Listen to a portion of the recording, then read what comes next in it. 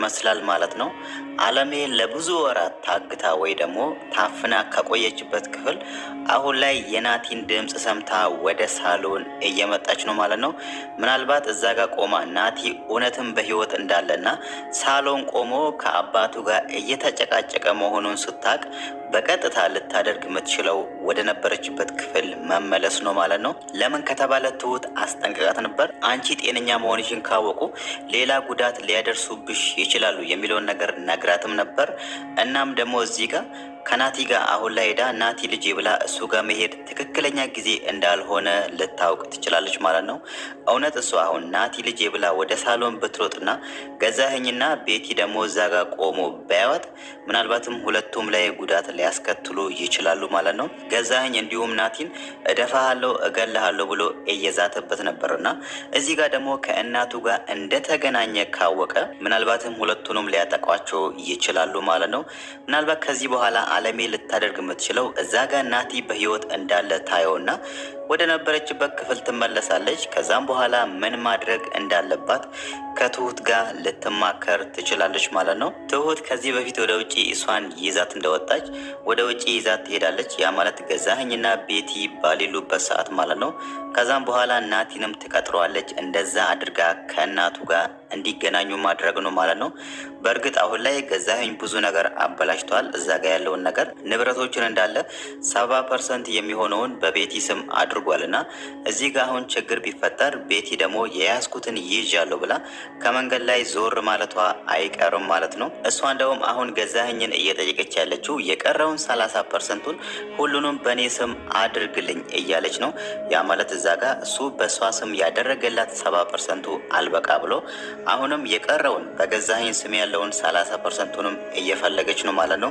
ገዛኸኝ ግን አሁንም ምንም የጠረጠረው ነገር የለም። ቤቲ ምን አስባ ነው ለምንድን ነው እሱ ንብረቶቹን በእኔ ስም አድርግልኝ የሚለውን ነገር ሊጠረጥራት አልቻለም። እሱ አሁንም እያሰበ ያለው ንብረቶቹን ከናቲ ለማሸሽ ናቲ አሁን ላይ ብር እየጠየቀው ስለሆነ በእናቱ ስም የእርዳታ ድርጅት አቋቁማለሁ ብሎ ያንን ነገር እየጠየቀ ስለሆነ ከሱ ስር ለማሸሽ በሚለው ይሄንን ነገር አስባ ይመስሏል ማለት ነው። ግን ደግሞ አሁን ላይ ቤቲ ከገዛኸኝ ጋር ያላት ነገር በጣም ሰልችቷታል። ከሱ ጋር መሆን አትፈልግም። ከዚህ በፊትም ይሄንን ነገር አውርታ ነበር። ያ ቤት ምን ያህል እንደሰለቻት ስትናገር ነበር እና አሁን ደግሞ የምትፈልገውን ያህል ገንዘብ በእጇ ካስገባች ከሱ ጋር ልትቆይ አትችልም ማለት ነው። መጀመሪያውንም ከገዛኸኝ ጋር የተጋባችውን ንብረቱን ፈልጋ ስለሆነ እሱ ደግሞ ያለውን ንብረት እንዳለ በእሷ ስም ካደረገላት በምንም ምክንያት ከሱ ጋር ልትቆይ አትችልም ማለት ነው። አሁን ግን በስተመጨረሻ ላይ ከናቲ ጋር ወደ ውጭ ወጥቶ ምን እንዳወሩ ባይታወቅም ግን ደግሞ ራሷ ነበረች እዛ ጋር ናቲ ሊያናግር ይፈልጋል ብላ ገዛኸኝና ናቲ እንዲነጋገሩ የፈለገችው ማለት ነው። ግን ደግሞ ገዛኸኝ መጀመሪያ ላይ እገልሃለሁ አትገለኝም በሚለው ከናቲ ጋር ትንሽ ተቀያይሞ ስለነበረ አሁን ላይ ሌላ ሰጣ ገባ ውስጥ ገብተዋል ማለት ነው።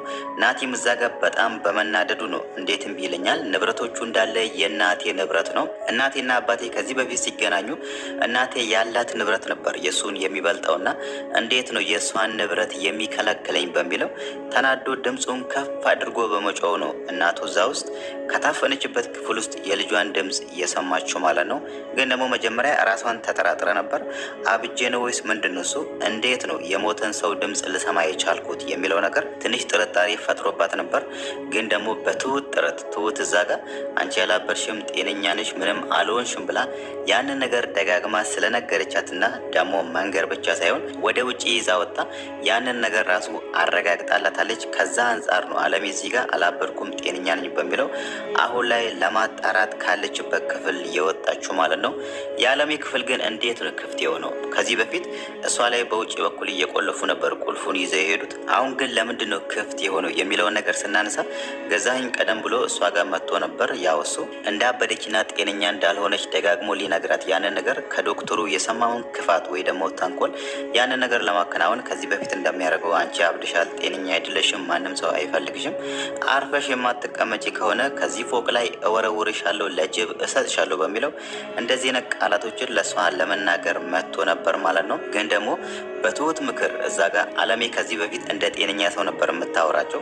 ግን ትሁት ስለመከረቻት ከዚህ በፊት ትሁት እዛ ቤት ከመምጣቷ በፊት እንደነበረች አስመስላ እንዳበደ ሰው ጤናው እንደተናገሰው አድርጋ እዛ ጋር ገዛኸኝ ስታወራ ነው ገዛኸኝ ብዙ ነገር ሊያደርግ የነበረውን ትቶ ከዛ ክፍል የወጣው ማለት ነው። ግን ደግሞ ክፍሉን ሳይቆልፍ ነው የወጣውና እዚህ ጋር አለምዬ በዛ አማካኝነት ከዛ ክፍል ወጣ። አሁን ላይ ናቲን ልታየው ነው ማለት ነው። በእርግጥ እዛ ጋር ይሄን ነገር ካየች እንደምትደነግጥም ግልጽ ነው። እሷም ያው ናቲ ልጅሽ ሞቷል ተብላ ነው እንጂ ሲሞት አላየችም፣ ሲቀበር ምንም ያየችው ነገር የለምና ምናልባት በዛ ምክንያት ያን ያክል ካልደነገጠች ነው እንጂ እዚህ ጋር ልጇ በህይወት እንዳለና ሳሎን ቆሞ ከአባቱ ጋር እየተጨቃጨቀ መሆኑን ስታቅ በጣም እንደምትደነግጥም ግልጽ ነው። ምናልባትም ትሁት ላይም ልትቀየም ትችላለች። ለምንድነው እስከዛሬ ያልነገርሽኝ በሚለው ማለት ነው። እሷ ብቻ ሳትሆን ራሱ ናቲ ራሱ በዚህ ነገር ትሁት ላይ ሊበሳጭ ይችላል ማለት ነው። እናቴ የዚህ ክፍል ውስጥ እያለች ለዚህ ሁሉ ጊዜያት እኔ እዚህ ቤት ስመላለስ እናም ደግሞ የሆነ ነገር እንደምታቂ ጠርጥሬ ራሱ ንገሪኝ ብዬ ደጋግሜ ስጠይቅሽ አንቺ እኮ ምንም ነገር ልትነግሪኝ አልቻልሽም በሚለው ትሁት ላይ መቀየሙ አይቀርም ማለት ነው። ግን ደግሞ ትሁት አሁን ላይ ለምን ያንን ነገር የሰማችሁን ወይ ደግሞ የምታውቀውን ነገር ለሱ መንገር እንደማትፈልግ ዛሬ ተናግረዋለች። አንተ ነገሮችን በስሜት ነው ማድረግ የምትፈልገው፣ ብልጥ ለመሆን አልፈለክም ብላ ከቤቲ ጋር ያለውን ነገር ሰላም እንዲፈጠር ናግረዋለች ማለት ነው። ያው ቤቲ ከሱ ጋር በሌላ ጉዳይ ነው መሆን የምትፈልገው ከናቲ ጋር ማለት ነው። የአባቱ ሚስት ሆና ከሱ ጋርም ሌላ ነገር መጀመር ፈልጋለች። ግን ደግሞ ትሁት በቀጥታ ለናቲ ያለችው እሷ በምትፈልገው መንገድ ከእሷ ጋር ሁን ሳይሆን ከቤቲ ጋር ያለውን ነገር ሰላም ፍጠር ብላ ነበር። ናቲም ያው ዛሬ የመጀመሪያ እንቅስቃሴውን አድርጓል። ቤቲ ወጣ ብለን ሻይ ቡና እንበል ስትለው እሺ ብሎ ከእሷ ጋር ወጥቷል ማለት ነው። እናም ደግሞ ነገሮችን በስሜት ነው የሚያደርገው እዛ ጋር። በእርግጥ ዛሬ ድምፁን ከፍ አድርጎ አባቱ ላይ ጮ መናገሩ እናቱ እዛ ጋር ልጇ በህይወት እንዳለ እንድታውቅ አድርጓል ማለት ነው። ግን ደግሞ ከዚህ በኋላ ያለውን ነገሮችን በትዕግስትና በብልሃት ማድረግ እንዳለበት ነው። ትሁትም ያው ይሄን ነገር ትነግረዋለች። ከዚህ በኋላ ያው አለሜ ትሁትን ልጄን እንዴት ነው ማገኘው ከልጄ ጋር አገናኝኝ በሚለው ትሁትን ጠበቅ አድርጋ መጠየቋ አይቀርም ማለት ነው። ከዚህ በኋላ ያለው ነገር እነሱ ከዚህ በፊት እንደለመዱት ገዛኸኝና ቤቲ ከዛ ቤት ከወጡ ምናልባት ናቲን ነግሮት ያለውን ነገር ናቲን ላናግር እፈልጋለሁ፣ ላወራህ የምፈልገው ነገር አለ፣ እነሱ ቤት ባሌሉበት ሰዓት ና ብላ ትሁት እዚህ ጋር እናቱ ያለችበትን ክፍልና እናቱንም ልታገናኘው ትችላለች ማለት ነው። ሌላው ነገር ግን ጥያቄ ሊያነሳ የሚችለው ነገር ገዛኸኝ ዛሬ ተጨንቆ ነበር መኝታ ክፍል ውስጥ ቤቲ በተኛችበት ሰዓት እሱ መተኛት አቅተው ሲንጎራደድ የነበረው ማለት ነው። ያ ያሳሰበው ነገር ደግሞ አለሜ ጤነኛ ትሆናለች የሚለው ነገር ነው ማለት ነው።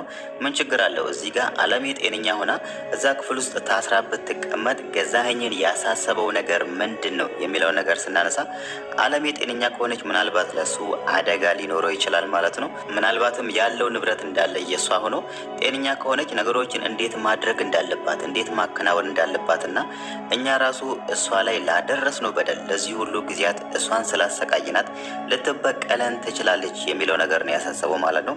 ናቲም ከዚህ በፊት ሲያወራ የነበረው ይሄ ቤት ራሱ የናቴ ነው፣ እናም ደግሞ የናቴ ሀብት ያንተን ሀብት ይበልጥ ነበር ብሎ ለአባቱ ሲነገር ነበርና ያ ማለት ገዛኸኝም እዚህ ጋር አለሜን እዛ ክፍል ውስጥ አስሮ አስቀምጦ በእሷ ንብረት ነው እንደዚህ ከቤቲ ጋር እየተዝናና ወይ ደግሞ እየተፍታታ ያለውና ምንም ሳይመስለው እዛ ጋር ከልጁ ከናቲ ለማሸሽ ብሎ በቤቲ ስም ያደረገው ማለት ነው። አሁን ደግሞ እሷ ጤነኛ ከሆነች ምናልባትም ነገሮችን በብላት ታከናውንና እኛንም ትጎዳናለች የሚለው ነገር አሳስቦት ነው ማለት ነው። ምናልባት ከዚህ በኋላ አለሜ ከዛ ክፍል ውስጥ ከልጇ ጋር ተገናኝታ ከወጣች ቤት ያው ከዛ ቤት መጥፋቷ አይቀርም ማለት ነው። እሷ ያገኘችው ንብረት ይበቃታል። እስካሁን 70% ንብረቱ ወስዳለችና ምናልባትም ከዚህ በኋላ እሷ ልታደርግ የምትችለው እንቅስቃሴ በእጇ የገባውን ንብረት ማሸሽ ነው ማለት ነው። ያ አሁን ያሉበት ቤትም በእሷ ስም እንደዞረ ትሁት ተናግራለች ማለት ነው። ምናልባት ቤቱንም ልትሸጥ ትችላለች ገዛኸኝ ወደ ስራ ቦታ በሄደበት ሰዓት ማለት ነው። ሌሎች ንብረቶችንም ወደ ገንዘብ ቀይራ ከዛ አካባቢ ልትጠፋ ትችላለች ማለት ነው።